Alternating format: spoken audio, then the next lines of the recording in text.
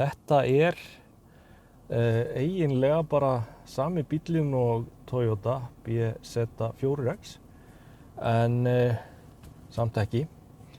Þetta samvinnuverkefni hjá þeim en þessi bíll ákaflega vel búinn.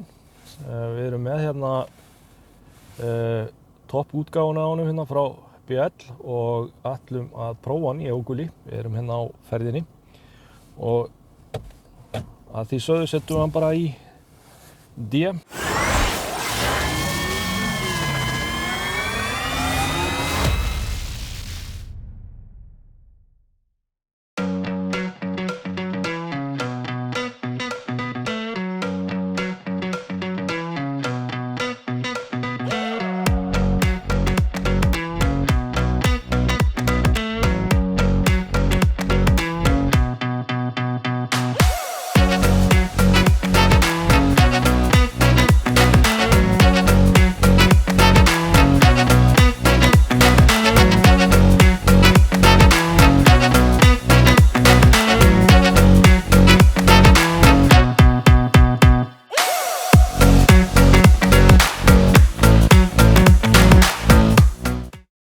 Það alveg sjóðheitt á honum stýrið.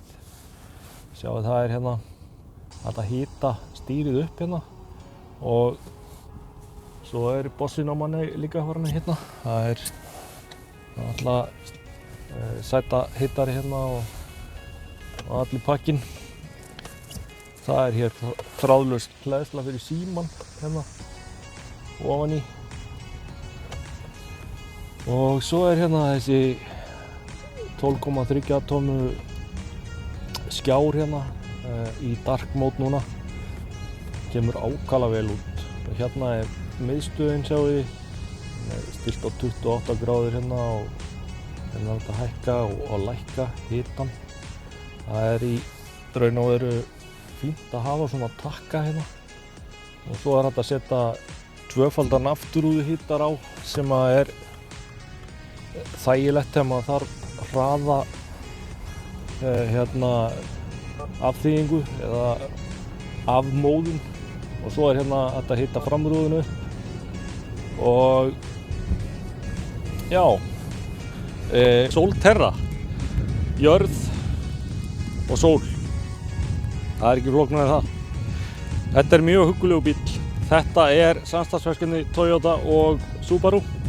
Þessi bíll mjög vel búinn, hann kemur á 20 tommu felgum hérna og það ekki að finna það þó maður sé að keyra hérna í bölvari drullu og ófærð að hann sé á svoleiðis felgum en að sjálfsögðu geti hugsanlega verið betra að keyra hann á aðeins minni felgum eða þú ert að fara í einhverja torfærur eða svoleiðis eða keyra á mölu eða eitthvað svoleiðis. Hann mjög fallegur í útliti þessi bíll, ég get ekki annað sagt og það rosalega gaman að keyra hann. Hann aflmikill, hann 218 hestöfl, hann að taka 73 kW á rafhlöðuna og það tekur aðeins 56 mínútur að hlaða hann í hraðhleðslu ef þú ætlar að hlaða hann frá 10 upp í 80%. Það ekkert langur tími. Það svona eins og kannski pulsa og kók og svo bara hæg sojin shake eða eitthvað svoleiðis á eftir. Ef maður að koma að bílnum með poka fulla af vörum og bónus þá ýtir maður bara á takkan og segir opna. Það þarf ekki að segja það, bara ýtir á takkan. Hérna erum við með 452 lítra held ég. Já, 452 lítrar.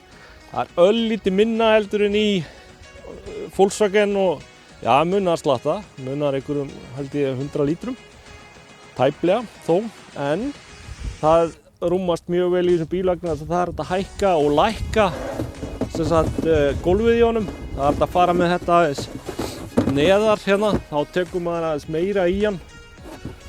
Nú eða þá að maður hefur það svona slétt við, svo náttúrulega að fella niður sætin og þá ættu koni í ykkur að tæpa 900 lítra. Mér finnst þetta bara æðislegt að þetta lokist sjálft, þá þarf maður ekki að setja fingurnar undir drulluskítu og opnunar handtangi hérna undir, það bara æðislegt. Og þessi bíll allur í skynjurum hérna, það náttúrulega bakskynjar á þessu og hann skynjar líka sem sagt hérna gangandi vegfarendur á bak við sig. Hann með 360 gráðu myndavél allan hringinn. Það bara allt í þessum bíl sem þarf að vera. Akreinavari, akreina-stýring. Það hérna líka þannig systemi að ef þú ert að sofna að þá hérna vekur hann þig. Og það ekki þannig systemi að ef þú ert að verða úti að þá hérna bjarga þér. Það svolítið kalt hérna. En að það hérna skynvættur hraðastillir og það allur pakkinn. Hvernig að sitja í þessum bíl? Hvað finnst þér, Gulli? Fer vel um með hana? Já, mjög þægileg sæti. Þægileg sæti, já. Það alveg rétt. Og hérna, eina sem að ég get fundið að því að ég vil hafa nægt pláss hérna fyrir fæturnar. Ég með langa leggi, þannig að ég vil hafa hérna svolítið pláss hér. Mér finnst þetta, þú veist, ég finn alveg þetta venst örugglega, en mér finnst þetta pínu þröngt hérna. Þetta stór stokkur hérna og það mér finnst það pínu svona setja strik í reikninginn. Annars finnst mér bara, ég stillti stýrið á hann þegar ég sótt hann, þannig fyrir mig, þannig að ég sjá ekki það hægt að draga þetta svona svolítið út og setja það í rétta hæð og síðan þá hérna ég sitt svolítið hátt í bílnum og ég horfi hérna yfir þetta. Ef ég ætla að hækka stýrið aðeins að þá ég farin að skyggja á mælaborðið hérna með stýrinu. Mér finnst þetta að vera svolítið hönnunargalli. Ég skil ekki hvað menn að spá á 21. öldinni að geta ekki haft þetta þannig að maður sjái á mælaborðið. Bara skilir þetta ekki. En að því sögðu þá allt hérna inni mjög flott. Mælaborðið töff, þetta skemmtileg hönnun og það mætti segja mig það að Toyota hafi kannski komið svolítið að hönnuninni því að þegar lúkið á honum svolítið Toyota-legt. Það verður að segjast alveg svo og að sjálfsögðu aldrifið úr smiðju Subaru. Það alveg á hreinu. En þessi bíl, hann með 73 kWh rafhlöðu og hann með 80 kW mótor hérna framan og 80 að aftan.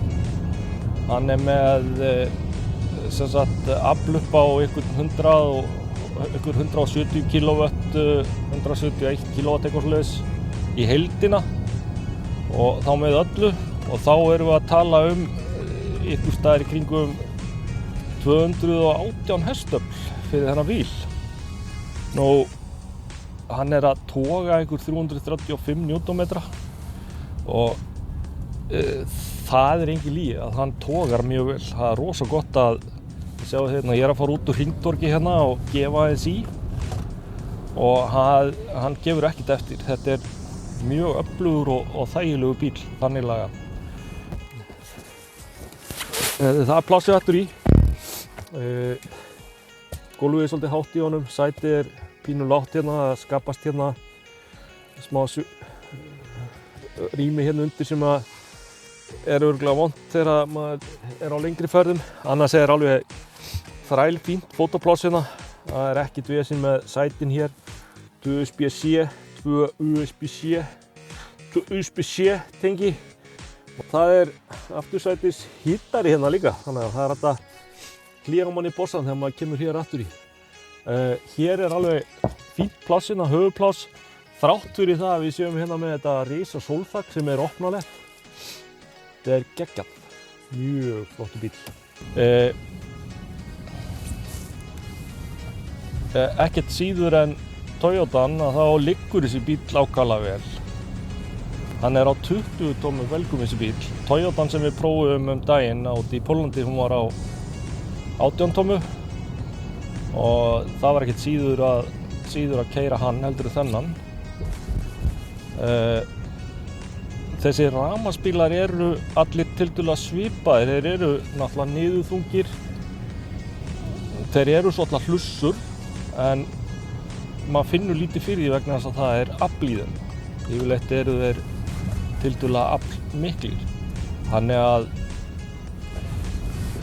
ég segi bara enn og aftur að þetta nær ekki aksturseiginleikum bíls með brunavél en það fer mjög nálægt.